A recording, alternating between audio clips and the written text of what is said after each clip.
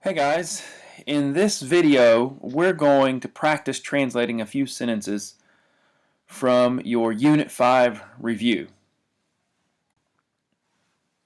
We'll start with the first sentence, which reads Marcus sorores habet. Marcus sorores habet. Now the first step, of course, in translating any sentence is to find the verb and parse it. Now I know that it's tempting to skip through these 4 steps that we're going to outline, but you really need to go through them. You don't want to just guess at how to translate the sentence based upon the meaning of the words. You need to walk through the steps to make sure that you're getting the sentence right and not simply guessing. So the first thing we need to do, obviously, is to find the verb and then parse it. Our verb is at the end of the sentence where it often is. Here it's the verb habet. You can see the ending on the verb is a T. This T is from our present tense endings. One of the reasons it's so important to know your chants, to know the names of the chants, and to know what the chants mean is so that you can identify the endings when you see them on a word and know why they're significant. This particular ending, the T, is from our present tense verb endings, ost, mus, tis, unt. So when we parse this verb, we parse it as third person because it was on the third row, singular because it was in the singular column, and present tense because the chant as a whole is the present tense chant. Because the T indicates that the subject is a third person singular, he, she, or it, we translate this particular verb as he, she, or it has. Now anytime we have a third person verb, we should expect that there may be a subject in the sentence that will take the place of the pronoun he, she, it, or in the case of a plural, they. This brings us to our second step. We need to parse all the nouns and adjectives and really anything else in the sentence that can be parsed. So the first word that we need to parse is the noun Marcus. You can see the ending on Marcus is us or us. That ending comes from our second declension masculine noun endings. Here it's highlighted for you. You can see that it is nominative and singular. So when we parse this particular noun, it's a masculine noun. You could figure that out from the meaning of it. It's a boy's name, Marcus. You could also figure it out from the fact that it has a US, which is only found in the second declension masculine endings. But you should have memorized the gender when you memorized the vocabulary word. Masculine, singular, and nominative. Our next word, and as it turns out, our last word that we need to parse, is the noun sorores. You can see the ending on sorores is the ES, pronounced ace. This ending comes from our third declension, masculine and feminine endings. Now, as you can see from the chart, this ending occurs 2 times in that chant, in the nominative plural and in the accusative plural. We can actually eliminate the nominative plural, however, because our verb is singular. Remember, the subject of a sentence must be singular if the verb is singular, and the subject of the sentence must be plural if the verb is plural. Here we have a singular verb, and we've already identified a singular nominative noun to be our subject. So once we've eliminated the nominative plural as an option, we're left with the accusative plural. So that when we parse this particular noun, we say that it is feminine, plural, and accusative. Again, you should memorize the gender of every noun when you memorize them in your vocabulary list. But for this particular word, you could figure out that it's feminine because of its meaning. It means sister. Now that we have everything parsed, we should be able to label all of our words. Our labels will tell us how each word is functioning in the sentence. So we'll start with the first word of the sentence, Marcus. We see that it is nominative, and so it's functioning as the subject of the sentence, so we label it as a subject noun. The next word, sorores, is accusative, and so we're going to label it as the direct object. The accusative can be used as the object of a preposition, but in that case there will be a preposition right in front of the accusative word. Here we don't have a preposition, so it's simply the direct object of the sentence. And because this sentence has a direct object, we're going to label our verb as verb transitive. A transitive verb is a verb that takes a direct object, and so this is a transitive verb. Our final step, of course, is to translate the sentence itself. Once you know how each word is functioning in the sentence, this should not be difficult. You do need to pay attention, though, in your nouns to whether they are singular or plural, and with your verbs you need to pay attention to the tense of the verb so that your English translation matches the Latin. So this particular sentence is translated Marcus, which is singular, has, which is present tense, sisters, which is plural. Marcus has sisters. All right. Why don't we move on to another sentence on your review? Skip down a few sentences until you see the following sentence. Sed Marcus fratrem parvum ridet. Sed Marcus fratrem parvum ridet. Step one, as always, is to find our verb and then parse it. The verb in this sentence is the verb ridet or ridet.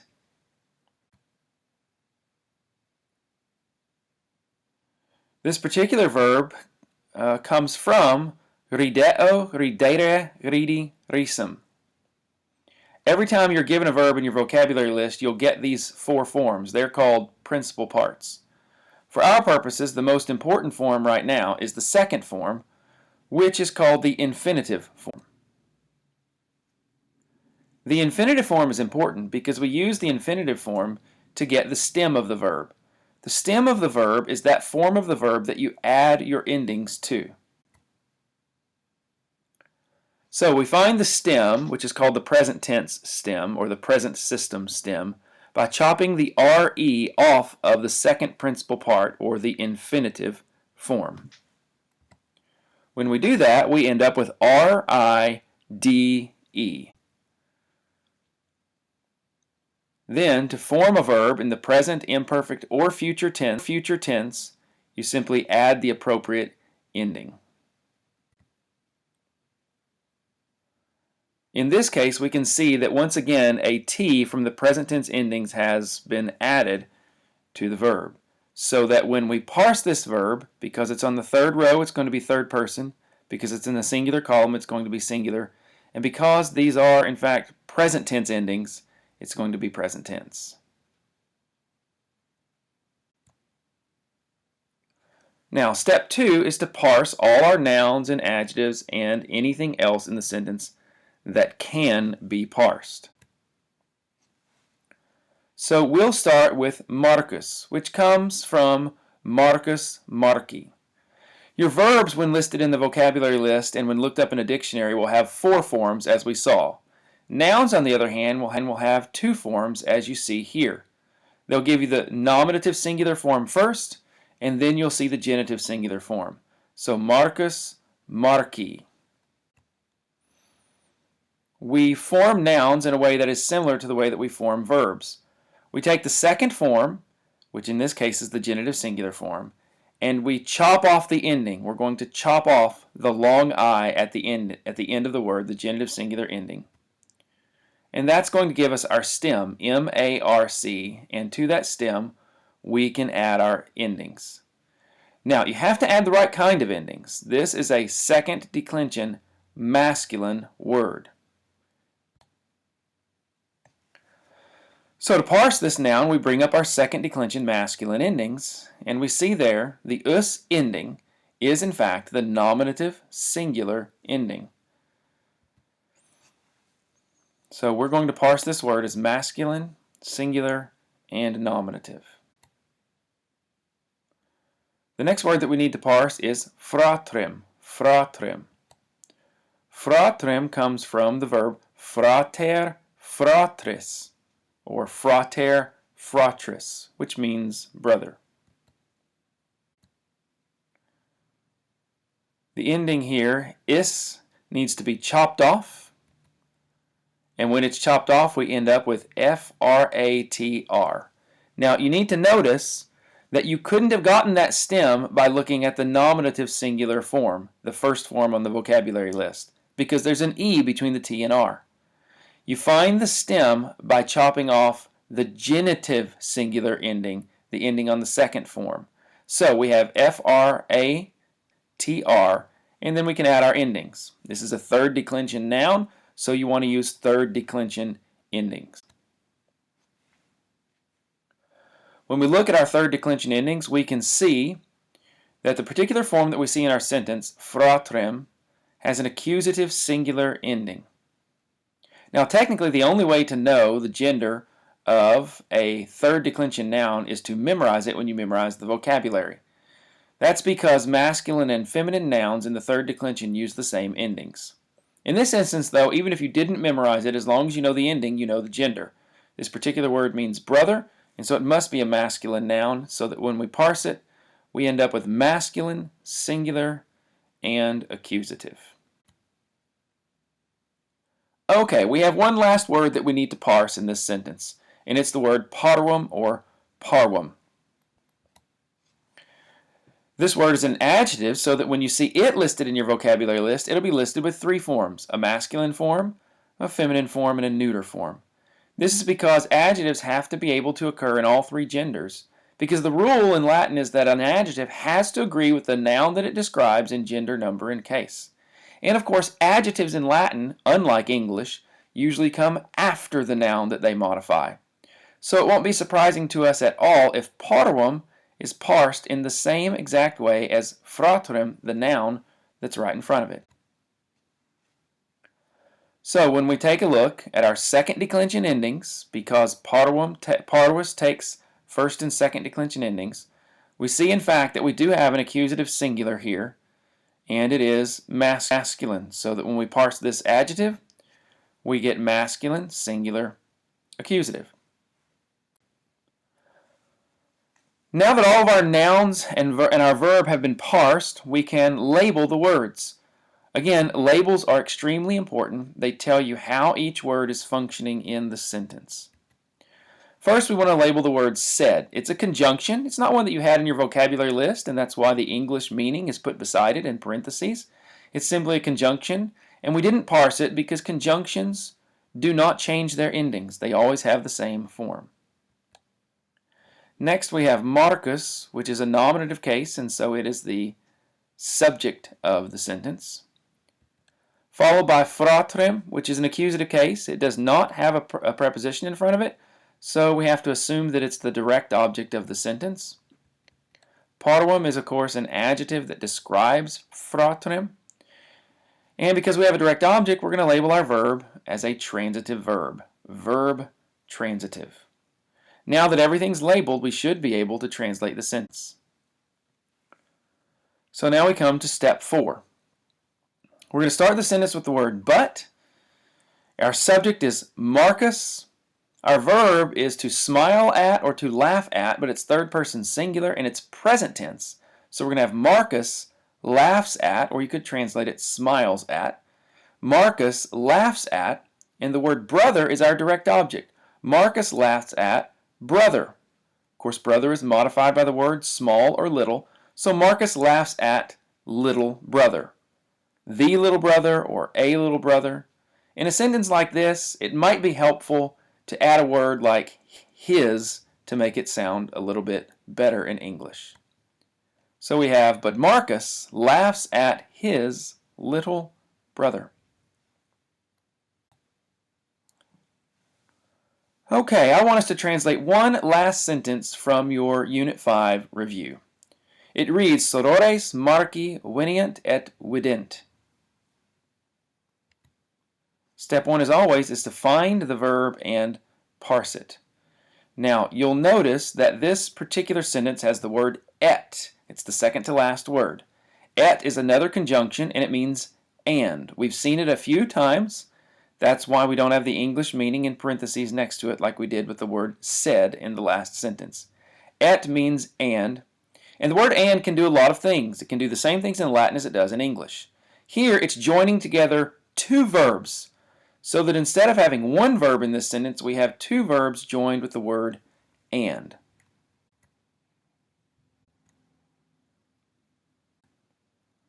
Our first verb that we want to consider is the last one in the sentence, wedint, wedint. You can see the ending on it is an nt. This nt comes once again from our present tense endings. Nt there at the end. It's in the third row, so it's third person. It's in the plural column, so it's plural. So we're going to parse this particular verb as third person plural, present tense. Next, we want to look at our other verb, which is actually a type of verb that we have not learned about yet. I was surprised that it was in our translation, in our sentence, but here it is. It comes from venio, venire, venti, ventum. You'll notice the long I before the E, before the RE that we get rid of in the infinitive form. Verbs with a long I are called fourth conjugation verbs. We have only learned about first and second conjugation verbs. But even if you don't recognize the stem, V-E-N-I, or you don't know why there's a U thrown in, you can still see the unt on the end, which is a present tense ending that you're familiar with. You would have to look up the meaning of the word. It means to come, as in to come into a room or to come to someone's house. And the stem is going to be veni plus our endings. We are once again seeing a third person plural present tense ending. So we're going to parse this verb, even though it's a bit strange for us, as a third person plural present tense verb. So our two verbs mean they come and they see. Moving on to step 2, where we want to parse all the nouns, adjectives, and anything else in the sentence that can be parsed. We'll start with sorores. Once again, you can see the ace there. We have two options for that. This time, though, we're not going to eliminate the nominative plural because our verbs are third person plural. Anytime you see a third person plural verb, you should be suspicious. You should be looking for a nominative plural noun. And here we have an ending that qualifies as nominative plural. So once we've eliminated the accusative plural, we're left with nominative plural. We parse our noun as a feminine plural nominative. Our next noun is marchi, marchi. Now marchi has a long I, which can be genitive singular or nominative plural. Since we've already found a nominative plural to be our subject in the sentence, for now we're going to ignore the nominative plural option. That leaves us with a genitive singular. Now if a genitive singular doesn't work in terms of your translation, you'll go back and check and see if the nominative plural does. For the time being, we're going to parse this as masculine singular genitive. Now we come to step 4, translating the sentence. Actually, we've skipped over a step here. Excuse me. I've already labeled everything. You'll notice that the nominative is labeled as the subject noun. The genitive is labeled as a possessive.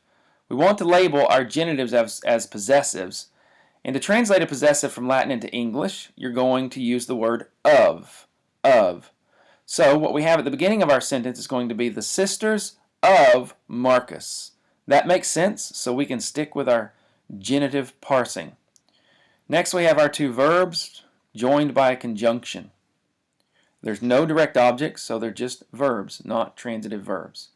Now, finally, we can translate.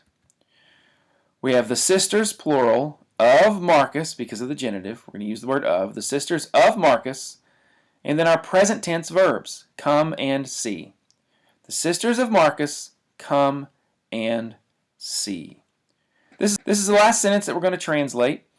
I hope that this has been helpful for you. Work through some of the other sentences following through the 4 steps. Don't skip steps, no matter how tempting it might be.